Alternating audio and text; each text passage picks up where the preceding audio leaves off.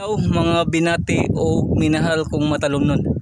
Adi ata karon sa support of matalom kung diin nagtrabaho o kuan phase 3. Mao ni kahimtang sa tuang pantalan guys. Mao ni ang phase 3 niya.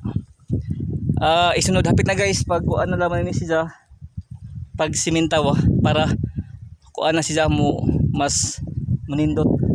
Unya isunod dayon ang phase 3, phase 4. Mao ning update sa ato ang port of Matalom sa phase 3. Mao ni guys, mao ni na. Mao ni kahimtang sa ato ang phase 3 sa ato ang pantalan. Diri sa lungsod sa Matalom. Ibutangan na si Jag. Mabutang-butang guys. Okay. Mani. Okay, mauna ni iyahang dyan po dihagdanan. Nya pwede po tang magligo-ligo diri guys kay da may iyahang murag manaugan ba, maliguan. Nya at kita magampo lang ta guys pohon kay nanani Mudunggo, Cebu nya o Bohol. Ako mang hinaot nga magtinabangay kita kanunay alang sa kayuhan ug kalambuan sa tong lungsod.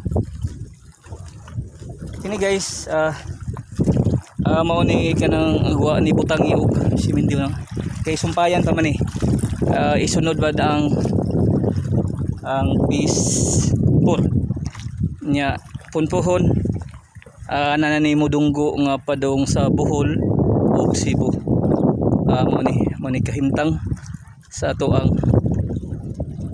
port of Matalom. Mao ni update din magsiminto na siya niya one na mao ni taas ni guys niya murag doble kon pa ni kataas gunad sa kuan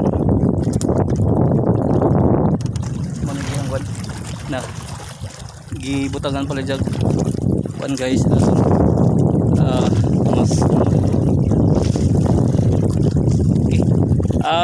Eco Live diri sa port of Matalom. Mao ni kahimtang sa phase 3 diri sa port of Matalom. Ako namang hinaot nga magtinabangay kita kanunay alang sa kayuhan o kalambuan sa atong pantalan. Unya mao ni inig siminto ani guys na manig dagat manig tumoy guys na mo agwa ni siminto siya kay sumpayan daman sa phase 4 manig na okay. Mao ni kahimtang sa ato ang phase 3 sa port of Matalom. Okay. Ikop PB andam motabang sa paglambo sa port of Matalom or pag-abag sa ato ang administrasyon headed by sa atong maaptik nga Mayor Eric S. Pahulio o mga konsehalis. Monig bangka padong ni sa kwan padong sa Kanigaw mingaw man siya kay anak kuan daw Tuesday nya August 30 ron 2022 nagkahapon holiday man. Daghang ang nangaligo ng mga turista nga misuroy sa ato ang isla ang paraiso sa lungsod sa Matalom. Okay, mao nig update sa ato ang port of Matalom phase 3. Simintahon sila aron mas munindot niya taas ni siya guys ang ato ang pantalan diri sa lungsod sa Matalom. Okay, mao ni gayahang tumoy mao ni guys ato yung tumoy guys wa ni gisiminto kay isunod dayon na phase 3.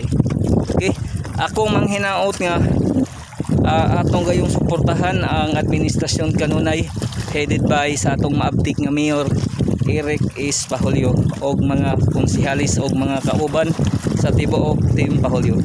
Okay, sa mga negosyante nga ganahan magnegosyo diri sa lungsod sa Matalom, welcome ang tanan nga mo invest og business diri sa mong lungsod. ang lungsod sa Matalom nang hinahanglan og mga investor nga ganahan magnegosyo dire sa mong lungsod. Niya ako mang hinaot nga mosanong tong mga negosyante nga magnegosyo og suway lang ang Matalom guys, kay ang administrasyon naning kamot pod aron mas mobibo, mas mulambo ang atong lungsod.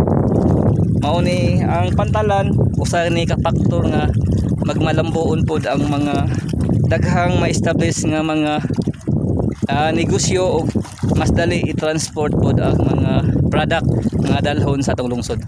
Ako mang hinaot nga magpadayon wala magpadayon ang pagkuha sa atong pantalan nga walay mga kakulian nga mahitabo. Okay, atong biwok ato pong suroyon ha, unya kuan mamalit lang atong mga balot kay na bigang na to. Okay, iko live diri sa Port of Matalom, mo ni ang update niya. Ako mang hinaot nga magtinabangay kita kanunay alang sa kayuhan ug kalambuan sa atong lungsod. Ako magaingon nga ang panaghugpong sa taga Matalom mao'y susi sa kalambuan sa atong lungsod. Once again, iko pipi ang boses sa kalambuan sa atong lungsod.